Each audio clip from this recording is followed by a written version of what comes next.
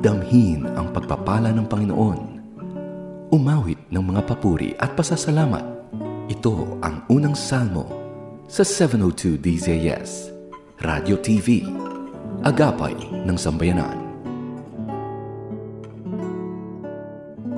Kaagapay, may mga panahon talaga na gusto nating pagpalain tayo agad ni Lord. Sa finances, sa relationships, sa career, or sa ministry.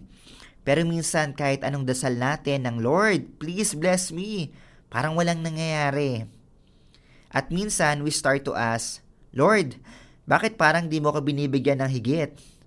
Pero what if the question we need to ask isn't, why isn't God multiplying? But rather, am I managing well what He already gave me?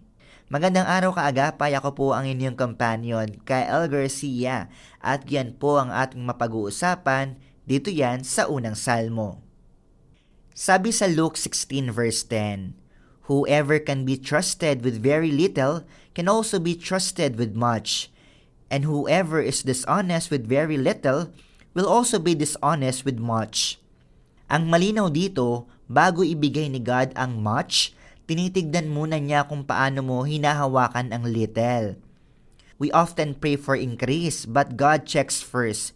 How are you managing what I have already given you? Kasi si God, hindi siya nagmumultiply ng blessing na hindi mo kayang i-handle.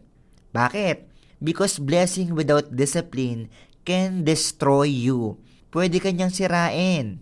Kung hindi mo kayang alagaan ng maliit na bagay, paano kapag kakatiwalaan ng mas malaki? Halimbawa, gusto mong umangat sa finances mo. You pray, Lord, bigyan mo po ako ng promotion. Sana maayos ko na po ang pera ko. Pero kung ngayon pa lang, yung sweldo mo ay ubos na, dahil sa impulsive buying, kakabili ng mga pagkain, kakabili sa online, kakabili sa mall, paano pa nga ba pag mas malaki na yung income mo? Kaagapay, the issue isn't how much you have. It's how you handle it, kung paano mo minamanage. God doesn't multiply mismanagement because He loves you too much to let you drown in blessings you can't handle.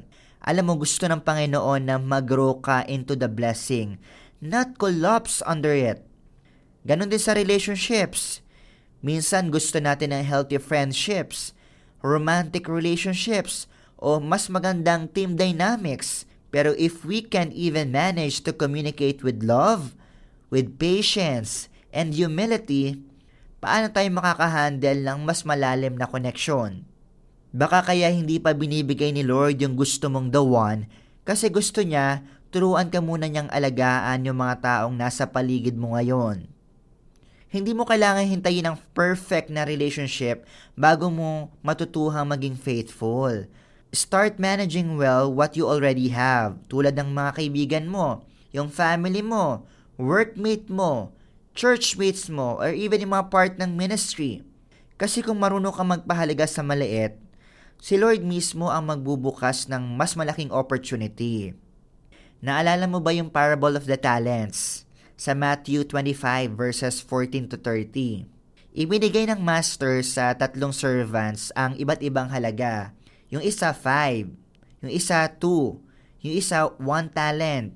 Yung dalawa, ginamit at pinalago. Pero yung isa, tinago, binaon niya pa sa lupa. When the master returned, sabi niya dun sa 2 faithful servants, well done, good and faithful servant. You have been faithful with a few things, I will put you in charge of many things.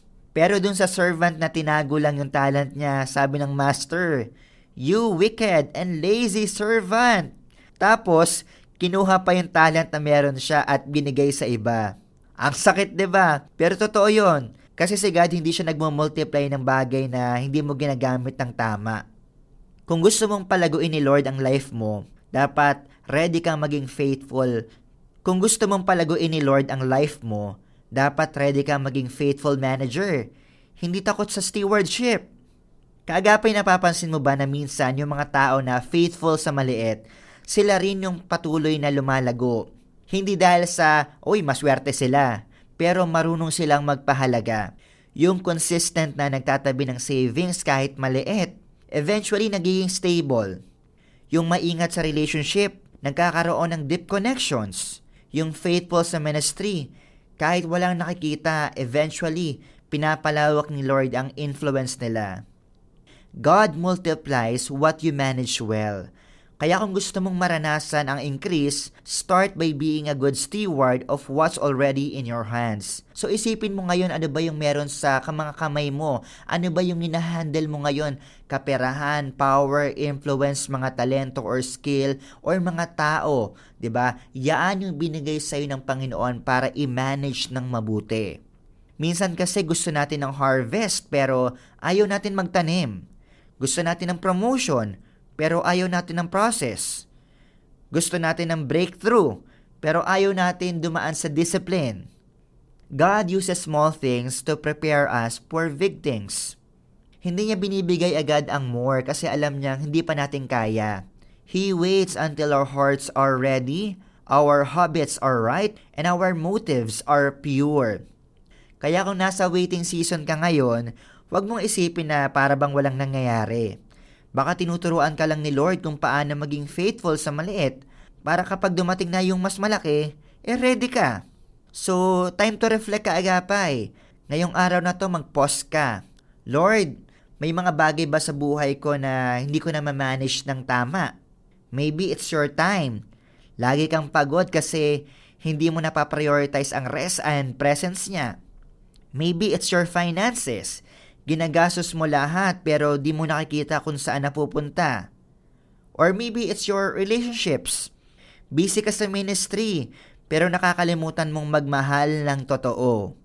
Whatever it is, ibigay mo kay God. Dalihin mo sa Panginoon, isurrender mo. Ask Him to teach you how to manage well. Mag-ask ka ng wisdom and guidance sa Panginoon. Kasi ang tunay na tagumpay, hindi lang siya nasusukat sa dami ng meron ka, kundi kung paano mo ito ginagamit para sa Kanya. Tara kaagapay, pray tayo. Heavenly Father, maraming salamat po for this wonderful opportunity na ma-realize po namin na maging good manager and good steward po kami ng mga pagpapalang ibinibigay niyo po sa amin.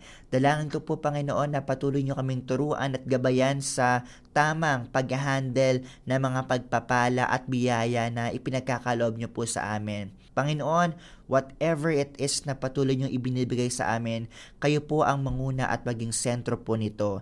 Ito po yung aming prayer sa pangalan ni Jesus. Amen. Kaya kaagapaya, ang gandang reminder na maging good steward tayo sa anumang pagpapala ng ating Panginoon. Kaagapay, ang dami nating realizations, pero ito yung reminder. God doesn't multiply carelessness, but He multiplies faithfulness.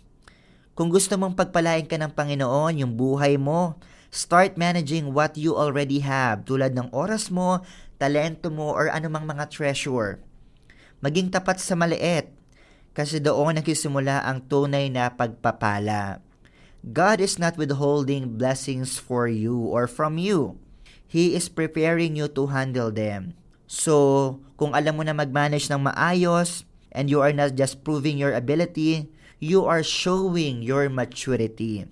At gusto natin marinig sa Panginoon, well done, good and faithful servant. Now, I can trust you with more. Muli mga kaagapay, magandang araw. Ako po ang inyong companion, Kael Garcia, at ito ang unang salmo. Kung may mga learning ka or take away, i-comment mo na iyan sa ating ongoing streaming sa Facebook o sa YouTube. And kita-kits po ulit tayo sa susunod na episode ng ating program. Laging tandaan, si Kristo lamang ang tanging daan, kaya buhay mo ay kay Kristo lamang ilaan. Pagpalain ka kaagapay. Pagpalain siya sa kanyang mga gawa. Nagpapagal, gumabi man umaraw. Tangan ang hiling, buhay na maginhawa. Galak sa puso, naway mag-umapaw. Suklian man din ng salamat at pag-ibig, upang pagsusumigasig, lalong lumawig. Pagod mang katawan, walang aayawan. Laanan pa ng ibayong kalakasan. Siya nahirati sa pagpupunyagi, gawaran nawa ng 1,001 ngiti. Pagpalain nawa gawa ng mga kamay, tanging hangad ay maalwang buhay. Nag-aabang ang bagong araw, sa katapatan mong kailan may di bumibitaw.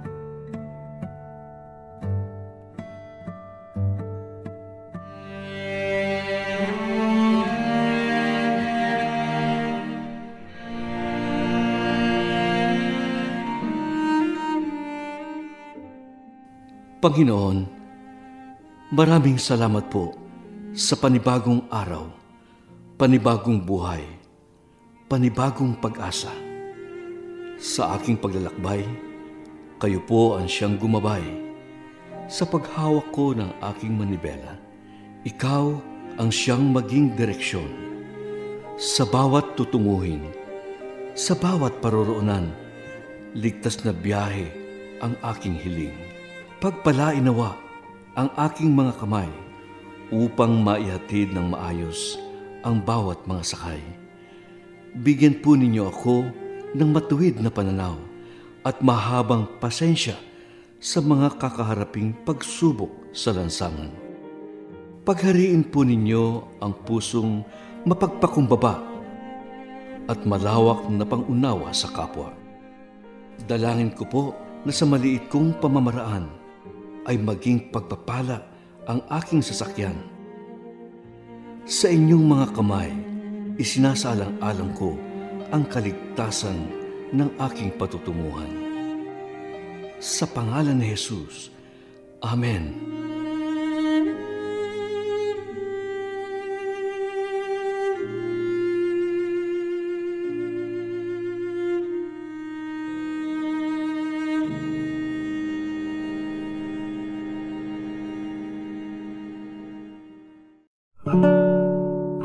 Iyong napakinggan ang unang salmo sa 702 DZS, Radio TV, Agapay ng Sambayanan.